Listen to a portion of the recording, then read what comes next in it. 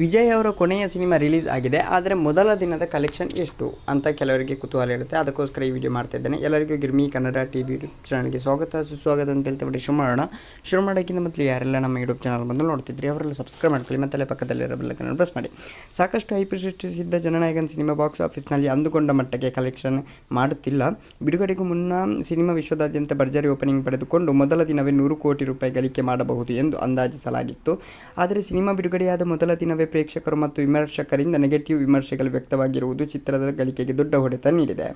ಪರಿಣಾಮವಾಗಿ ಚಿತ್ರದ ಮೊದಲ ದಿನದ ವಿಶ್ವದಾದ್ಯಂತ ಒಟ್ಟು ಗಳಿಕೆ 78.27 ಕೋಟಿ ರೂಪಾಯಿ ಆಗಿದೆ. ಮೊದಲ ದಿನವಾದ ಗುರುವಾರದಂದು ಭಾರತದಾದ್ಯಂತ ಭರ್ಜರಿ 13,067 ಶೋ ಪ್ರದರ್ಶನ ಕಂಡ ಈ ಚಿತ್ರವು 41.6% ಥಿಯೇಟರ್ ಆಕ್ಯುಪೈ ದಾಖಲಿಸಿದೆ. ಇದರೊಂದಿಗೆ ಭಾರತದಲ್ಲಿ ಕೇವಲ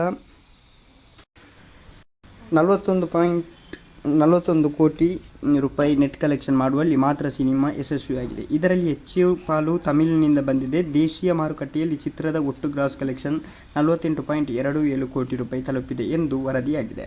ಆದ್ದರಿಂದ ಒಟ್ಟು ಕಲೆಕ್ಷನ್ 78.27 ಕೋಟಿ ಅಂತಲೇ ಹೇಳ್ಬೋದು. ಓಕೆ ಗೈಸ್, ಮುಂದೆ ಥ್ಯಾಂಕ್ ಯು.